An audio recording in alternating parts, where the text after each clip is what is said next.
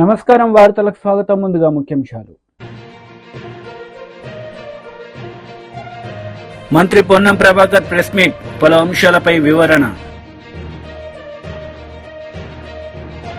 మాజీ మంత్రి Harish Rao press meet, Congress ప్రభుత్వంపై ఫైర్.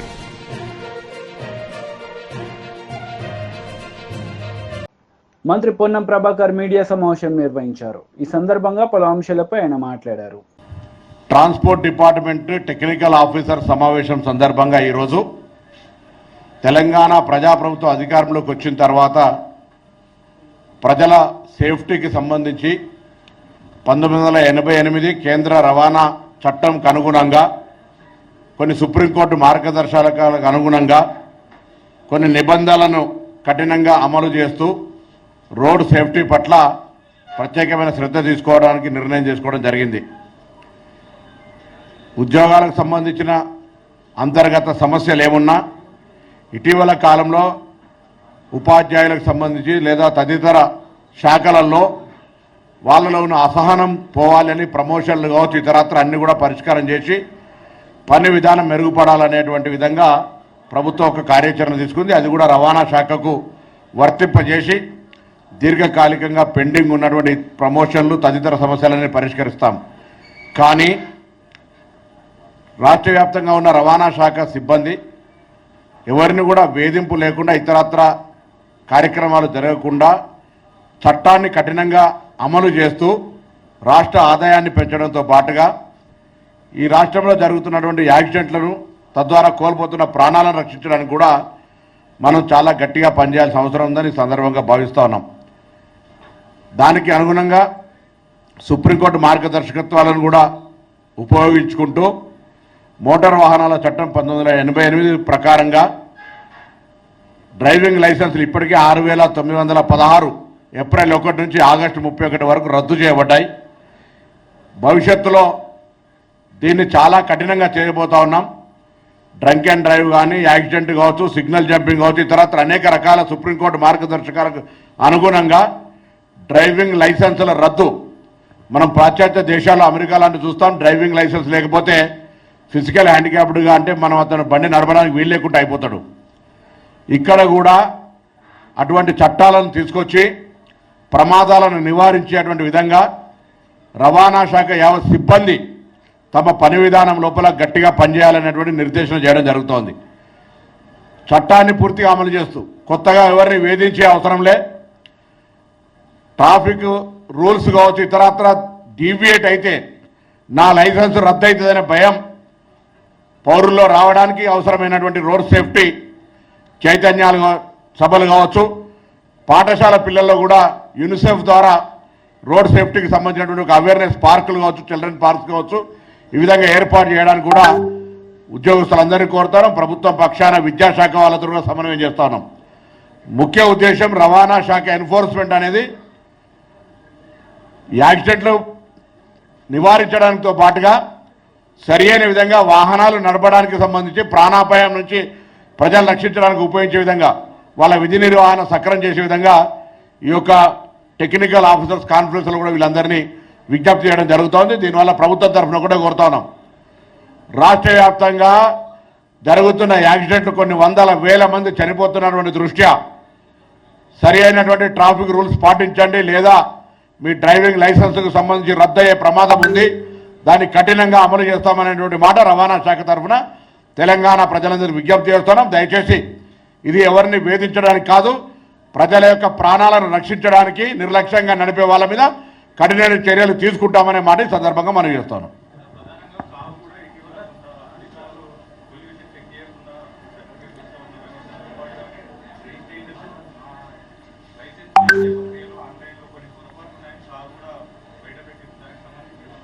సార్, ఇప్పుడు కొన్ని కేంద్రంలో వాహన చట్టం కింద 28 రాష్ట్రాలను, ఈ రాష్ట్రాన్ని కూడా అందులో తీసుకొని పోయి కొన్ని సంస్కరణలు చేయాలనే ఆలోచనతో ప్రభుత్వం ఉంది.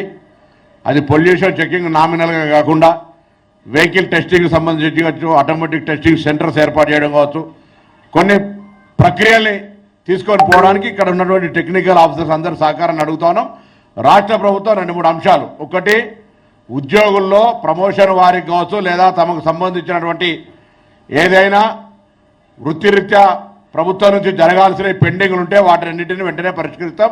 వాళ్ళలో ఉన్న అసహనాన్ని తొలగించి పని విధానం మెరుగుపడడానికి, పని విధానం లోపల ఎగ్జిక్యూషన్ అంటే ఎన్ఫోర్స్మెంట్ అనేది ప్రాపర్గా జరుగుతూ ప్రభుత్వ ఆదాయం పెరగాలి, ఎవరిని వేధించకుండా. అదేవిధంగా రోడ్డు ప్రమాదాలు నివారించడానికి రోడ్డు సేఫ్టీ అవేర్నెస్ క్రియేట్ చేస్తూ వాహనాల ఫిట్నెస్ కూడా సమాన స్థాయి లోపల వారి ఫిట్నెస్ను కూడా సరైన విధంగా టెక్నికల్గా సర్టిఫికేట్ చేయడము. అందుకు సంబంధించి మోటార్ వాహనాల చట్టాన్ని ఉల్లంఘిస్తే సుప్రీంకోర్టు గైడ్లైన్స్ ప్రకారంగా డ్రైవింగ్ లైసెన్స్ రద్దు చేయడమే కాకుండా వాళ్ళకి వెహికల్ కూడా భవిష్యత్తులో రిజిస్ట్రేషన్. టీడీపీ పోలిట్ బ్యూరో సభ్యులు వర్ల రామయ్య మీడియా సమావేశం నిర్వహించారు. ఈ సందర్భంగా సీఎం జగన్ రెడ్డిపై మండిపడ్డారు. ఆ బాధితుల్ని ఆదుకోవాలన్న ఆలోచన మీకు లేదు. మీ ఆలోచన, మీ ఊహలు, మీ అంతా కూడా లండన్ పారిపోవటానికే, లండన్ ఎగిరిపోవటానికే. నేను అడుగుతున్నా, కోర్టు సరైన నిర్ణయం తీసుకుంది. 1 సంవత్సరమే మీకు పాస్పోర్టు నమోదు చేస్తూ 5 సంవత్సరాలు ఇస్తే మీరు తిరుగురారని నమ్మకం ఉందేమో అనుకుంటున్నాను, నేను అనుమానం ఉందేమో అనుకుంటున్నాను కోర్టుకి. మళ్ళా తిరిగి రారేమో అని అనుమానం. అందుకే కోర్టు మీకు సంవత్సరానికే మీకు పరిమితం చేసింది మీ పాస్పోర్ట్ అని నేను చెప్పి నేను అడుగుతున్నా. ఇన్ని కేసుల్లో విచారణలు ఎదుర్కొంటున్నారు మీరు. ఒక్కరోజు కూడా విచారణకు మీరు హాజరు కాలేదు. మీరు విచారణకు హాజరు కావాలి, విచారణ పూర్తవ్వాలి. మీ శేష జీవితం జైలు పాలవుతుందని మీకు తెలుసు. అందుకే లండన్ పారిపోవాలి. 5 సంవత్సరాలు ఎందుకండి? మీకు కావాల్సింది 20 రోజులు పర్మిషన్. నేను అడుగుతున్న పాత్రికేయ సోదరులారా, మీరు కూడా ఆలోచించాలి. 5 సంవత్సరాలు ఇప్పుడు ఏమి ఆయనకి పాస్పోర్ట్ ఇవ్వకపోతే మీరు రేపు లండన్ వెళ్ళి మీ కూతురు ఫంక్షన్ అని ఏదో పెట్టావు సాకు. ఆ కూతురు ఫంక్షన్ చూసుకొని తిరిగి వచ్చేస్తావు. Why should bother about the passport? Passport గురించి ఆలోచించాల్సిన అవసరం ఉంది. మీరు నిర్దోషిగా అన్ని కేసుల్లో విచారణ పూర్తయి అబ్బో ఎంత నీతిమంతులు లేడని మిమ్మల్ని విడుదల చేస్తే అప్పుడు మీకే వస్తుంది. 10 ఏళ్ళు రెన్యూల్ చేస్తారు, 10 ఏళ్ళకి ఒకసారి పాస్పోర్ట్ తీసుకోవచ్చు. ఇప్పుడు ఎందుకు 5 సంవత్సరాలు కావాలని పట్టుబడుతున్నారు? నాకు అనుమానంగా ఉంది మీ వ్యవహార శైలి. లండన్ వెళ్ళటానికి అనుమతి ఉంది, 1 ఇయర్ పాస్పోర్ట్ అనుమతి ఇచ్చారు. Why are particular about 5 years అంటే 5 సంవత్సరాలు రావా? 5 సంవత్సరాలు కూడా కోర్టు విచారణకి అటెండ్ అవ్వా? కోర్టు కేసు అంతేనా? దిక్కుమాలిన అట్లా ఉండవలసిందేనా? 2012లో పడిన ఛార్జ్షీట్లు ఇప్పుడు దాదాపు 12 ఏళ్ళు దాటిపోయింది. ఈ 5 ఏళ్ళు కూడా ఉండాలా? అందుకని 5 ఏళ్ళ పాస్పోర్ట్ ఎందుకు కావాలని చెప్పి నేను అడుగుతున్నా. కోర్టు కూడా అనుమానం వచ్చినట్లుంది మీ మీద.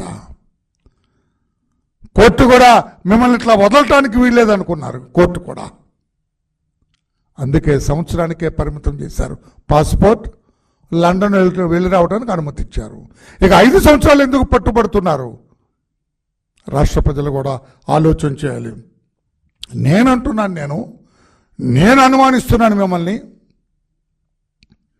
మీరు లండన్ వెళ్తే తిరిగి వస్తారన్న గ్యారంటీ లేదు. ఇక్కడ అధికారమా లేదు మీకు. తర్వాతైనా మీ రాజకీయ భవిష్యత్తు అంధకార బంధురంగానే ఉంది తప్పితే ఆశాజనకంగా లేదు. మీ రాజకీయ జీవితం అంధకార బంధు చీకటమయంగానే ఉంది తప్పితే ఆశాజనంగా రేపో మాపో మరలా నాకు అధికారం వస్తుందన్న ఆశ ఎక్కడిని కనిపించట్లేదు. Then why should you stay in Andhra Pradesh?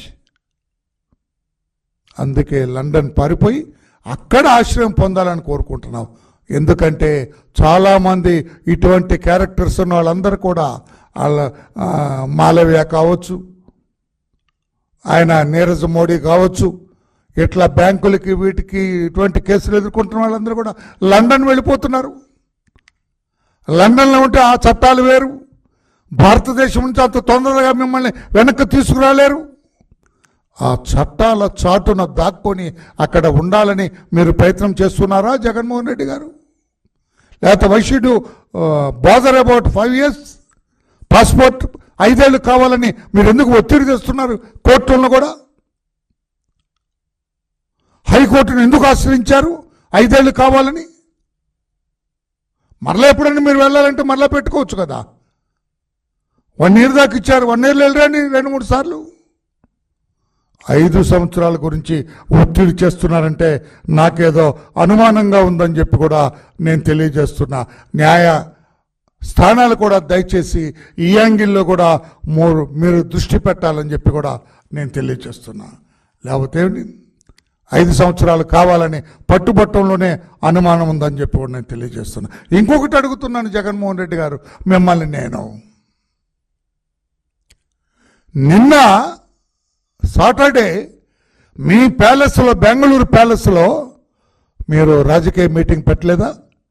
Bengaluru Congress నాయకుల్ని, ముఖ్యమైన నాయకులందరినీ మీ బంగళూరుకి, ప్యాలెస్కి పిలిచి మీరు మీటింగ్ పెట్టలేదా? ఇక్కడ వరదల్లో అలో లక్ష్మణ అని బాధితులందరూ అల్లాడుతుంటే ప్రభుత్వం, ముఖ్యమంత్రి గారి నేతృత్వంలో ప్రభుత్వం అంతా ఆ నీళ్లలో నడుస్తూ, ఆ బురదలో నడుస్తూ బాధితుల పట్ల దాంట్లో సహాయ సహకారాలతోటి నిమగ్నమై ఉంటే మీరెందులో ఉన్నారు? రాజకీయంలో నిమగ్నమై ఉన్నారు. బెంగళూరులో YCP leader Pothina Mahesh media సమావేశం నిర్వహించారు. ఈ సందర్భంగా పలు అంశాలపై ఆయన మాట్లాడారు. అందరికీ నమస్కారం. విజయవాడ నగరాన్ని ముంచేసింది ఎవరు? విజయవాడ కూడా రాజధానిలో ఒక భాగమే కదా. అయినా కూడా విజయవాడ నగరం మీద మీకు ఎందుకంత కక్ష? బుడమేరుని మోసం చేసి, దారి మళ్లించి విజయవాడ నగరాన్ని బుడమేరు ముంచెత్తేలా చేసి, బడుగుల జీవితాల్ని చిన్నాభిన్నం చేసి, వారి ఆర్థిక పరిస్థితిని కోలుకోలేనంతగా దెబ్బతీయడానికి కారణం మీ కళని నిజం చేసుకోవడానిక? ఎవరి ప్రయోజనాల కోసం ఇదంతా చేస్తున్నారో చెప్పాలని మేము ముఖ్యమంత్రి చంద్రబాబు నాయుడు గారిని ప్రశ్నిస్తా ఉన్నాం. ఎందుకు విజయవాడ నగరాన్ని బలిపశువు చేశారు? విజయవాడ నగరంలో గతంలో ఎన్నడూ కూడా ఇలాంటి విపత్తు చూడలేదే. వర్ణదేవుడికి మా మీద ఎప్పుడు ఇంత కోపం కలగలేదే. అమ్మవారి దయతో ఎప్పుడు ఆనందంగానే ఉన్నాం. కానీ మీకు మా మీద అంత కోపం ఎందుకు, అంత కక్ష ఎందుకు? చంద్రబాబు నాయుడు గారు, మీరు ఖచ్చితంగా ముఖ్యమంత్రి హోదాలో మాకు సమాధానం చెప్పాలి. విజయవాడ నగర చరిత్రకి ఎవరైనా సరే వలస వచ్చిన చరిత్రే. విజయవాడ నగరంలో అందరినీ అమ్మవారు ఒకేలాగా చూసింది, ఒకేలాగా వారందరినీ కూడా ప్రేమించింది. అందుకనే విజయవాడ నగరంకి వలస వచ్చామన్నటువంటి భావన పోయి స్థిర నివాసాలు ఏర్పాటు చేసుకున్నారు. దశాబ్దాల తరబడి ఇక్కడే ఉండిపోయారు. కానీ ఈ రోజున సొంతూరును గుర్తు తెచ్చుకొని విజయవాడ నగరం నుంచి వలసలు ఇతర ప్రాంతాలకి, వారి స్వస్థలాలకి వెళ్లిపోతున్నారంటే ఈ ఘోర సంఘటనని మేము చూడలేకపోతా ఉన్నాం. మా బాధని వ్యక్తం చేయలేకపోతా ఉన్నాం. ఎందుకు ఇంత దుర్మార్గం చేశారు? దీనికి కూడా మీరు సమాధానం చెప్పాలి. మేము చేసిన తప్పేంటి? విజయవాడ నగర ప్రజలు చేసిన తప్పేంటి? ఏదో ఒక రోజు మీ విపరీతమైనటువంటి తెలివితేటలతో హైదరాబాద్ కూడా మీరు సముద్రాన్ని తీసుకెళ్లిన ఆశ్చర్యపోకర్లా. ఎందుకంటే మీకు తోడొచ్చేటువంటి యోధులైన నాయకులు ఉన్నారు. వాళ్ళకి ఆర్టిఫిషియల్ ఇంటెలిజెన్స్ టెక్నాలజీ మీద కూడా బాగా పట్టుంది. అట్లాంటి నాయకుల మద్దతు ఉన్న మీరు ఖచ్చితంగా ఏదో ఒక రోజు హైదరాబాద్ కి సముద్రాన్ని కూడా ఖచ్చితంగా తీసుకెళ్లేటువంటి సమర్థత ఉందని నేనైతే అనుకుంటా ఉన్నా. విజయవాడ నగరంలో ముప్పు గురవడానికి కూటమి ప్రభుత్వమే కారణమని, ఈ విపత్తుకి నిర్లక్ష్యమే కారణమని ఈ రోజున ఈనాడు పేపర్లో 14వ పేజీలో చాలా పెద్ద ఆర్టికల్ రాశారు. ఇది కూటమి ప్రభుత్వం సృష్టించిన నిశ్శబ్ద మారణ హోమమని అందులో రాయకనే రాశారు. బుడమేరుని కృష్ణమ్మలో కలవనీయకుండా అడ్డుపడింది ఎవరు? బుడమేరుని వచ్చిన వరదని పశ్చిమ బంగాళాఖాతంలో కలవకుండా అడ్డుపడి బెజవాడని ముంచింది ఎవరు? ఈ ముంపు రాజకీయం ఎవరి కోసం, ఎవరి ప్రయోజనాల కోసం, ఎవరి లబ్ధి కోసం చేశారో చంద్రబాబు నాయుడు గారు ఖచ్చితంగా సమాధానం చెప్పాలి. ఏ వర్గానికి లబ్ధి చేకూర్చడం కోసం బలైంది మాత్రం బడుగులన్న విషయం ఈ రోజున ప్రతి ఒక్కరికి కూడా అర్థమైపోయింది. చివరికి ఆధిపత్య వర్గాల అభివృద్ధి కోసం బడుగు బలహీన వర్గాలు బీద బిక్కీలు ఈ రోజున అన్యాయం అయిపోయారు. చరిత్ర ఎప్పటికీ కూడా ఇది గుర్తు పెట్టుకుంటుంది. ఈ పాపానికి ఒడిగట్టిన ప్రతి ఒక్కరికి కూడా ఖచ్చితంగా విజయవాడ నగర ప్రజలు శిక్షించి తీరుతారని కూడా మిమ్మల్ని హెచ్చరిస్తా ఉన్నా. మాజీ మంత్రి హరీష్ రావు మీడియా సమావేశం నిర్వహించారు. ఈ సందర్భంగా పలు అంశాలపై ఆయన మాట్లాడారు. ముందు చెట్టుకు ఉరి వేసుకొని సూసైడ్ నోట్ రాసి సురేందర్ రెడ్డి గారు చనిపోవడం జరిగింది. సురేందర్ రెడ్డి గారి సూసైడ్ నోట్ సాక్షిగా అడుగుతా ఉన్నారు రేవంత్ రెడ్డి గారు, నువ్వే చెప్పినావు కదా 15 ఆగస్టు నాడు ఖమ్మంకు పోయి రైతులకు రుణమాఫీ అయిపోయింది అన్నావు కదా, అయిపోయిందా? మరి అయిపోతే సురేందర్ రెడ్డి గారు ఎందుకు ఆత్మహత్య చేసుకున్నారు? మీరే చెప్పిండ్రు కదా రేషన్ కార్డుతో లింకు లేదు అని నువ్వు చెప్పినావా లేదా? నేను రుణమాఫీ గైడ్ లైన్స్ వచ్చిన రోజే అసెంబ్లీలో ప్రెస్ మీట్ పెడితే నేను ప్రెస్ మీట్ పెట్టిన కొద్ది గంటల్లోనే ప్రభుత్వం నుంచి నోట్ వచ్చింది. ఏమని? రుణమాఫీకి రేషన్ కార్డుతో లింకు లేదు అన్నారు. కానీ లింకు ఉన్నది కనుకనే గైడ్ లైన్స్లో ఉన్నది కనుకనే బ్యాంక్ మేనేజర్ అనిరుద్ మీ ఇద్దరికి కలిపి రేషన్ కార్డులో ఒక్కరికి మాత్రమే రుణమాఫీ అవుద్ది, 2 లక్షలు మాత్రమే అయిద్దంటేనే కదా సురేందర్ రెడ్డి ఆత్మహత్య చేసుకున్నది. అంటే ప్రభుత్వం చెప్పుతున్న మాటలకు చేతలకు పొంతన లేదు అని చాలా స్పష్టంగా మనకి ఈరోజు అర్థమవుతా ఉంది. రుణమాఫీ లబ్ధిదారులను ఆంక్షల పేరుతో నువ్వు పన్నిన పన్నాగం ఇవాళ రైతుల మెడకు ఉరితాడైంది. నువ్వు రాజకీయంగా బ్లఫ్ చేద్దామనుకున్నావు. నీ బ్లఫ్కు మూల్యం ఇవాళ సురేందర్ రెడ్డి గారి చావు, సురేందర్ రెడ్డి గారి మరణం. ఇవాళ సురేందర్ రెడ్డి గారి లెటర్లోని సూసైడ్ నోట్లోని ప్రతి అక్షరం నీ దురాగతాన్ని, నీ రాజకీయ దివాలా కోరుతనాన్ని, నీ నగ్న స్వరూపాన్ని ఇలా బజార్లో నిలబెట్టిందని చెప్పక తప్పదు. ఈ సూసైడ్ లెటర్ నీ 9 నెలల దుష్ట పాలన మీద తెలంగాణ రైతులు రాసిన పంచనామా ఇది. ఇలా నీ పాలనలో ఈ రోజు వరకు రాష్ట్రంలో 475 మంది రైతులు ఆత్మహత్య చేసుకున్నారు. నువ్వు గతంలోనే అడిగినావు లిస్ట్ ఉంటే పంపండి అన్నావు, గంట సేపట్టే నీకు లిస్టు పంపిన, కానీ ఏ ఒక్క రైతును కూడా మీరు ఆదుకోలేదు. ఎందుకు జరిగిందో కూడా మీరు ఈరోజు చెప్పినటువంటి పరిస్థితి లేదు. అంటే నీ పాలన ఎట్లుందంటే ఎన్నికల ముందు ఒక మాట, కుర్చీ ఎక్కినాక ఇంకో మాట, బడ్జెట్లో ఒక మాట, పార్లమెంట్ ఎన్నికల ముందు ఒక మాట, పార్లమెంట్ ఎన్నికలు అయ్యాక ఇంకొక మాట, పూటకో మాట. నీ పొద్దుతిరుగుడు పువ్వు కంటే వేగంగా మారుతా ఉన్నావు. ఊసర వెల్లులు కూడా నేను చూసి సిగ్గుపడతా ఉన్నాయి. ఇప్పుడు ఎన్నికల ముందు ఏం చెప్పినావు? పరిగెత్తండి, అప్పులు తెచ్చుకోండి, నేను రాగానే డిసెంబర్ 9 నాడు 2 లక్షల రుణమాఫీ చేస్తాను. ఆ రోజు చెప్పినావా? రేషన్ కార్డు ఉంటే చేస్తా, కుటుంబానికి ఒక్కరికే చేస్తా, ఉద్యోగస్తులుంటే ఇవేం చెప్పలే కదా నువ్వు. ఆ రోజు అందరికీ చేస్తా అన్నావు, పరిగెత్తి తెచ్చుకోండి అన్నావు ఎన్నికల ముందు. ఎన్నికలు అయ్యాక ఏమన్నావు? ఒకసారి నువ్వు 1 సంవత్సరం కడుపు కట్టుకుంటే చాలు 49,000 కోట్లు మాఫీ చేసేస్తా అన్నావు. మరి నువ్వు కడుపు కట్టుకుంటలేవా ఇప్పుడు? మరి ఎందుకు కోతలు పెడుతున్నావు? బ్యాంకుల్లో రైతులు తీసుకున్న అప్పులు 49,000 కోట్లు నువ్వే చెప్పినావు. కడుపు కట్టుకుంటే చాలు 1 సంవత్సరంలో చేస్తా అని చెప్పినావు.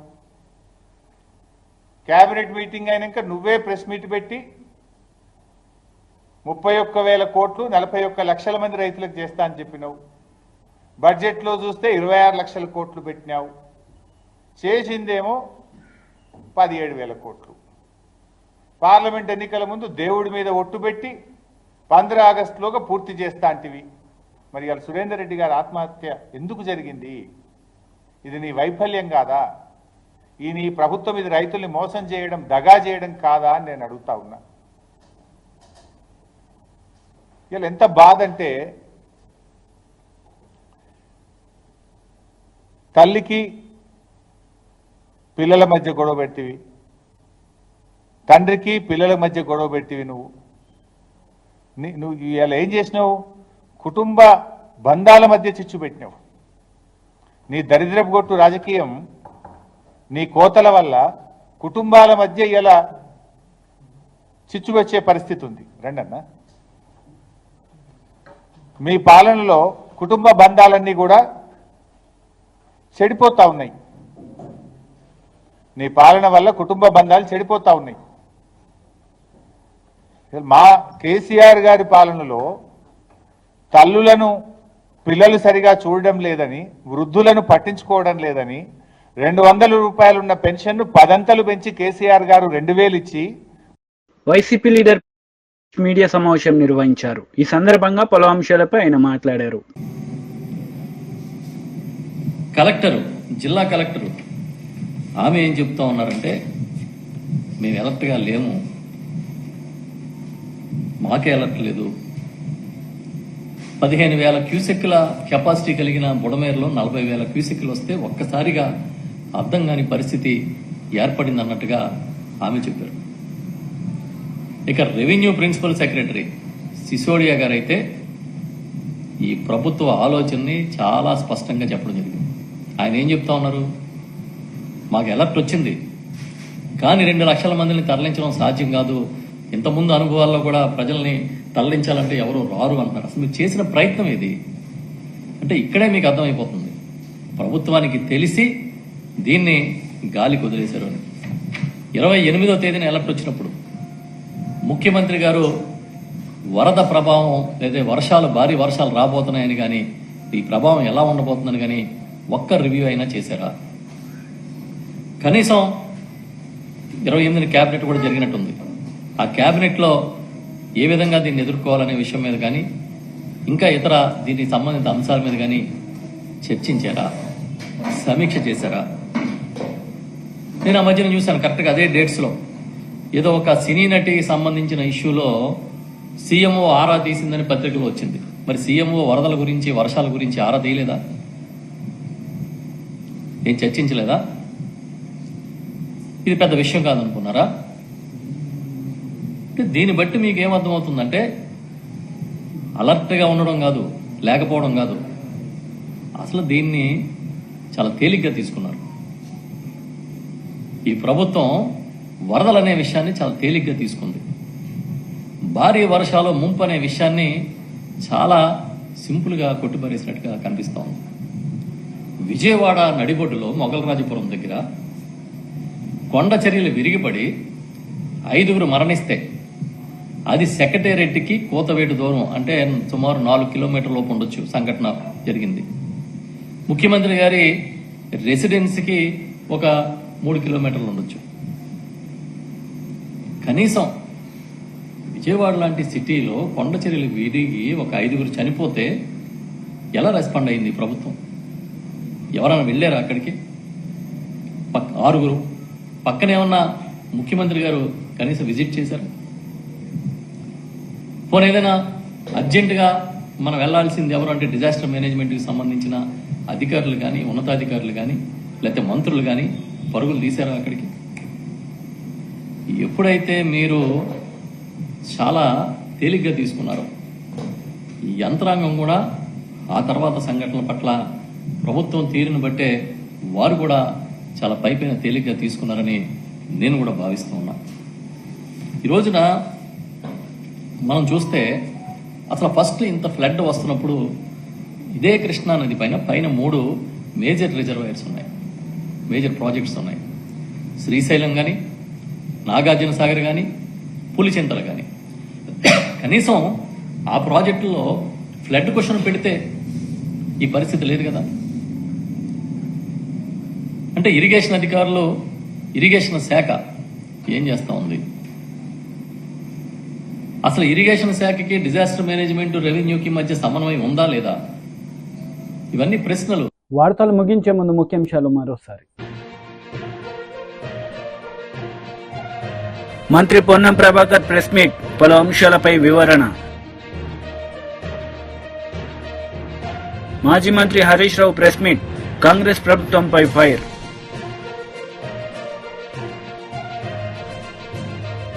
ఈ వార్తలు ఇంతటితో సమాప్తం. తిరిగి ప్రసారమయ్యే వార్తల్లో మళ్ళీ కలుద్దాం. అంతవరకు సెలవు. నమస్తే.